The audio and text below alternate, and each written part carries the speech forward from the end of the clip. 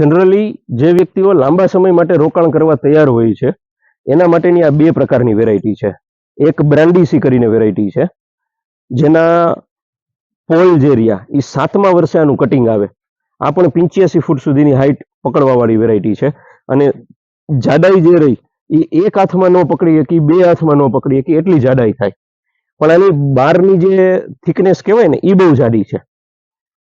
Hollow variety, વચ્ચેથી ખાલી છે, પણ એની પોતાની વોલ જે બને છે બારે એ એટલી બધી જાડી છે કે વજન ખૂબ જાજો આપે છે. અને ઇન્ડસ્ટ્રીયલ યુઝમાં ચાલે, અને હોમ બનાવવા, રિસોર્ટ બનાવવા અને એની અંદરમાં પણ આ વેરાયટી ચાલવા માટે સક્ષમ છે.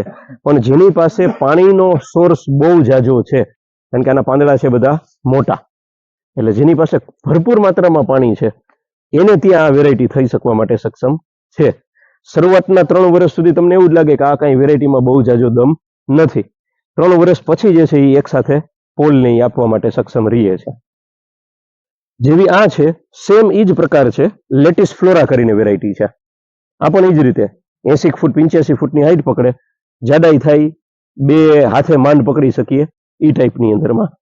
હવે એના પોલ જે છે આ થિકનેસ વાળા નીકળવાના ચાલુ થયા. આની સિસ્ટમ છે. બે સેમ વેરાયટી છે. આ બધાય પાતળા રી બધાય જાડા થઈ જાય ને? ના, એકય જાડું નહીં. જે છે ને એમાં એકય જાડું નહીં થાય. હવે નીકળે ને છે ઈ જાડા થાય. જો આમાં તમે જુઓ ને તો આ અત્યારે નીકળ્યું, આ જાડું થયું. આ એના પછી નીકળેલું છે ઈ જાડું થયું. આ જે જૂના છે આ તો ખાલી શેના માટે હતા? એના નવા બનવા માટે. આ અત્યારે નવું બન્યું ને ઈ આ બધા કરતા ઉપર વયું ગયું હાઈટમાં, એટલે ખોરાક ઈ બનાવવા માંડ્યું. એટલે હવે ઈ નવું બીજું આપશે, ઈ આનાથી જાડું બનશે. આમ નિરંતર 12 વર્ષ સુધી તમારો ફેરફાર આવતો રહેશે. જાડાઈ વધતી રહેશે, ઊંચાઈ વધતી રહેશે, નિરંતર વધતું રહેશે.